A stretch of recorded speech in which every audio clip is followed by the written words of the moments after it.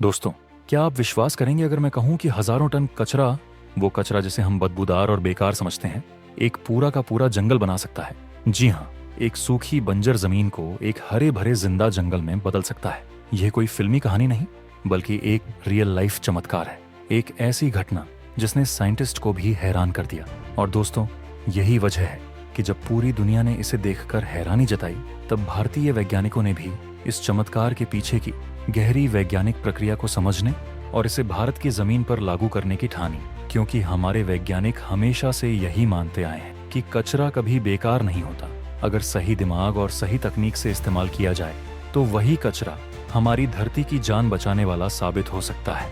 आज हम आपको एक ऐसी ही अनोखी कहानी सुनाने जा रहे हैं। एक ऐसी जगह की कहानी जहां 1000 ट्रक भरकर मौसम्बी के छिलके फेंक दिए गए थे। इसे प्रदूषण का नाम दिया गया। इस पर केस हुआ और इसे बंद कर दिया गया। और फिर 16 साल तक उस जगह को सब भूल गए। लेकिन 16 साल बाद जब वैज्ञानिक वहां लौटे तो उनकी आंखें खुली की खुली रह गईं। जो उन्होंने देखा उसने नेचर के बारे में हमारी सारी समझ को हिलाकर रख दिया। और आज भारतीय वैज्ञानिक भी इसे एक उदाहरण के तौर पर लेते हैं कि प्रकृति के साथ मिलकर अगर काम किया जाए तो धरती को फिर से हरा भरा बनाया जा सकता है। तो चलिए शुरू करते हैं यह अद्भुत सफर और जानते हैं उस राज को कि कैसे मौसम्बी के कचरे ने एक जादू कर दिखाया।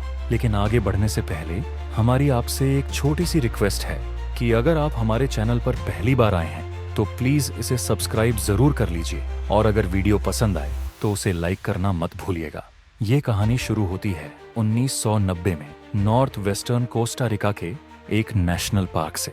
ये पार्क अपनी अमेजिंग बायोडाइवर्सिटी यानी तरह तरह के जीव, जंतुओं और पेड़ पौधों के लिए मशहूर था। लेकिन इस पार्क का एक हिस्सा ऐसा था जो बिल्कुल भी सुंदर नहीं था। ये एक 3 हेक्टेयर का जमीन का टुकड़ा था जो सालों पहले पशुओं को चराने के लिए इस्तेमाल होता था, जिसे हम पास्चर लैंड कहते हैं। जरूरत से ज्यादा चराई यानी ओवरग्रेजिंग के कारण वहां की घास खत्म हो गई थी। जमीन सूख कर पत्थर जैसी सख्त हो चुकी। मिट्टी में से सारे न्यूट्रिएंट्स यानी पोषक तत्व गायब हो चुके थे। पेड़ पौधे भी धीरे धीरे खत्म हो गए। अब वहां सिर्फ धूप से झुलसी हुई बंजर जमीन बची थी, जिस पर कुछ भी उगाना लगभग नामुमकिन था। ऐसी जमीन पर दोबारा से जंगल उगाने का काम यानी रिफॉरेस्टेशन बहुत ही महंगा और मुश्किल था। इसके लिए सालों का वक्त और लाखों रुपए लगने वाले थे। सभी ने इस जमीन से उम्मीद छोड़ दी। द आइडिया, एक जूस कंपनी और एक अनोखा आइडिया। लेकिन कहते हैं ना, जहां चाह वहां रहा। इस कहानी में एंट्री हुई 2 मशहूर इकोलॉजिस्ट्स, डेनियल जसन और विनी हॉलवक्स की। ये एक मैरिड कपल था जो कोस्टा रिका के कंजर्वेशन एफर्ट्स में सालों से काम कर रहे थे। वो इस बंजर जमीन को फिर से हरा भरा करना चाहते थे। लेकिन उन्हें पता था कि महंगे तरीके काम नहीं आएंगे। उन्हें एक सस्ते और पावरफुल सोल्यूशन की तलाश थी। तभी उनकी नज़र पास में ही खुली एक नई मौसम्बी जूस कंपनी पर पड़ी जिसका नाम था डेलोरो एसए। अब जैसा कि हम सब जानते हैं, जहां जूस बनता है वहां ढेर सारा कचरा भी निकलता है। ये कंपनी हर दिन हजारों मौसम्बियों को प्रोसेस करती थी और इससे ढेर सारे छिलके और पल्प बच जाते थे। कंपनी के लिए इस कचरे को ठिकाने लगाना एक बड़ी सिरदर्दी थी। यहीं पर जसन और हॉलवक्स के दिमाग में एक रेवोल्यूशनरी आइडिया आया। उन्होंने सोचा, व्हाट इफ हम इस मौसम्बी के कचरे को ही उस बंजर जमीन को ठीक करने के लिए इस्तेमाल करें। उन्होंने डेलोरो कंपनी के साथ एक डील की।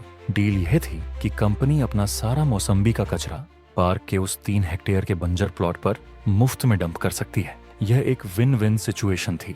कंपनी को कचरा फेंकने के लिए लैंडफिल का पैसा नहीं देना पड़ेगा और पार्क को जमीन को उपजाऊ बनाने के लिए मुफ्त का ऑर्गेनिक मैटर मिल जाएगा। यह एक सिंपल लेकिन बहुत ही बोल्ड आइडिया था। उनका प्लान था कि मौसम्बी के छिलके इन्वेसिव घास को उगने से रोकेंगे और धीरे धीरे सड़कर एक रिच कंपोस्ट यानी खाद बन जाएंगे। द एक्सपेरिमेंट बिगिंस, प्रोजेक्ट की शुरुआत। तो 1996 से 59 में यह अनोखा एक्सपेरिमेंट शुरू हुआ। मौसम्बी के कचरे से भरे ट्रक आने लगे। 1 साल के अंदर उस 3 हेक्टेयर की जमीन पर लगभग 12,000 मेट्रिक टन मौसम्बी का वेस्ट डाला गया। आप इसका अंदाजा ऐसे लगा सकते हैं कि यह करीब 2000 बड़े हाथियों के वजन के बराबर था। मौसम्बी के गीले पीले छिलकों को जमीन पर मोटी लेयर्स में फैला दिया गया। दूर से देखने पर यह किसी इंडस्ट्रियल डंपिंग साइट जैसा लग रहा था। वहां कोई साइन बोर्ड नहीं था, कोई फेंसिंग नहीं थी, बस मौसम्बी के छिलकों के ढेर थे जो धूप में धीरे धीरे सड़ रहे थे। जैसे जैसे यह वेस्ट फर्मेंट हो रहा था, एक अजीब सी खट्टी महक हवा में फैल गई मक्खियां और कीड़े मकोड़े उस जगह पर आ गए और डिकम्पोजिशन का प्रोसेस शुरू हो गया। टीम बहुत होपफुल थी। उन्हें विश्वास था कि यह सड़ता हुआ कचरा ही एक नए कल की नींव रखेगा। कंट्रोवर्सी, शटडाउन, विवाद और प्रोजेक्ट का बंद होना। लेकिन जैसा सोचा था वैसा नहीं हुआ। जो आइडिया कागज पर ब्रिलियंट लग रहा था, रियलिटी में उसने एक विवाद खड़ा कर दिया। आसपास के किसान और गांव वाले उस महक और गंदगी से परेशान हो गए। उन्हें लगा कि यह पोल्यूशन है। कुछ लोगों को डर था कि इस कचरे से पानी खराब हो जाएगा और बीमारियां फैलेंगी। लेकिन सबसे बड़ा विरोध एक ऐसी जगह से आया जिसके बारे में किसी ने सोचा नहीं था। डलोरो की सबसे बड़ी कंपेटिटर एक राइवल जूस कंपनी जिसका नाम था टीको फ्रूट। टीको फ्रूट ने डेलोरो पर एक लॉ सूट यानी मुकदमा कर दिया। उन्होंने आरोप लगाया कि डलोरो एक नेशनल पार्क की जमीन को गंदा कर रही है और देश के एनवायरमेंटल कानून तोड़ रही है। असल में यह लड़ाई एनवायरमेंट से ज्यादा बिजनेस कंपटीशन की थी। डलोरो को मुफ्त में कचरा फेंकने की जगह मिल गई जिससे उनका खर्चा बच रहा था। टीको फ्रूट को यह बर्दाश्त नहीं हुआ। मीडिया में यह खबर फैल गई और मामला कोस्टा रिका की कोर्ट तक पहुंच गया। सिर्फ एक साल बाद 1998 में कोर्ट ने टीको फ्रूट के पक्ष में फैसला सुनाया। कोर्ट ने डलोरो को तुरंत इस प्रोजेक्ट को बंद करने का आदेश दिया और बस एक्सपेरिमेंट खत्म हो गया। कचरे के ट्रक आने बंद हो गए। उस साइट को वैसे ही छोड़ दिया गया। दुनिया के लिए यह एक फेल्ड एक्सपेरिमेंट था, एक शर्मिंदगी जिसे पार्क के एक कोने में दफना दिया गया। सब इस कहानी को भूल गए। The lost site. 16 साल बाद एक भूली हुई जगह। 16 साल बीत गए। उस मौसम्बी के ढेर पर क्या हुआ ये जानने की किसी ने कोशिश नहीं की। वो जगह पब्लिक और साइंटिफिक अटेंशन से दूर हो गई। लेकिन फिर 2013 में एक प्रिंसटन यूनिवर्सिटी के student Timothy truer tropical forest पर रिसर्च कर रहे थे। अपनी रिसर्च के दौरान उन्हें जेसन और हॉलवर्क्स का लिखा एक पुराना एकेडमिक पेपर मिला जिसमें इस मौसम्बी वाले एक्सपेरिमेंट का छोटा सा जिक्र था। पेपर में लिखा था कि प्रोजेक्ट बंद होने के बाद से कोई भी उस साइट पर वापस नहीं गया। यह छोटी सी डिटेल टिम्थ के दिमाग में अटक गई। उन्होंने सोचा, क्या इतने सालों में वहां कुछ हुआ होगा? वो उन दोनों इकोलॉजिस्ट से मिले जो अभी भी कोस्टा रिका में एक्टिव थे और उन्होंने मिलकर उस पुरानी डंपिंग साइट को ढूंढने का फैसला किया। लेकिन साइट को ढूंढना उनके लिए एक बहुत बड़ा चैलेंज बन गया। पुराने निशान मिट चुके थे। लैंडस्केप पूरी तरह बदल चुका था। वह सूखी बंजर जमीन अब पहचान में ही नहीं आ रही थी। काफी मेहनत के बाद आखिरकार उन्होंने उस जगह को ढूंढ निकाला और जो उन्होंने देखा उससे उनके होश उड़ गए। वो बिल्कुल स्टंट थे। वहां अब बंजर जमीन नहीं थी। वो जगह एक पूरे घने हरे भरे जंगल में बदल चुकी थी। जहां कभी सूखी मिट्टी थी वहां अब ऊंचे ऊंचे पेड़ खड़े थे। पेड़ों पर घनी बेलें सांपों की तरह लिपटी हुई। जमीन पर हरी घास और छोटे पौधों की चादर बिछी थी। कीड़े मकोड़ों की आवाज गूंज रही थी और चिड़िया चहचहा रही थी। यह किसी मूवी के सीन जैसा था। इस ट्रांसफॉर्मेशन को अच्छे से समझने के लिए टिमोथी ने एक साइंटिफिक स्टडी शुरू की। उन्होंने उस मौसम्बी वाली साइट का कंपैरिजन पास की एक कंट्रोल प्लॉट से किया जहां कचरा नहीं डाला गया था। रिजल्ट इतने ड्रामेटिक थे कि सब हैरान रह गए। जिस एरिया में मौसम्बी के छिलके डाले गए थे वहां 176% ज्यादा बायोमास था। आसान शब्दों में वहां लगभग 3 गुना ज्यादा पेड़, पौधे, झाड़ियां और घास थी और यह सब बिना किसी सिंचाई, बिना कोई नया बीज लगाए और बिना किसी देखभाल के हुआ था। नेचर ने अपना काम खुद कर लिया था। तो आखिर यह जादू हुआ कैसे? इसके पीछे सिंपल साइंस थी। पहला, मौसम्बी के छिलकों की मोटी लेयर ने एक ब्लैंकेट का काम किया।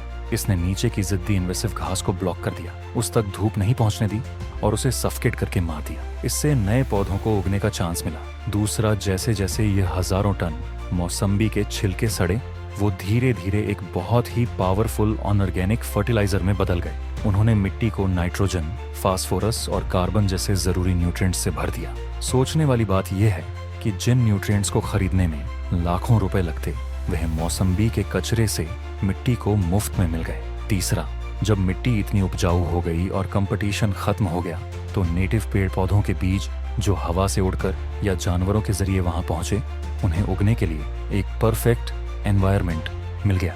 बस नेचर को एक छोटा सा पुश या नज़ चाहिए था और वो पुश इन मौसम्बी के छिलकों ने दिया। ये कहानी एक गलती से हुई सफलता की है।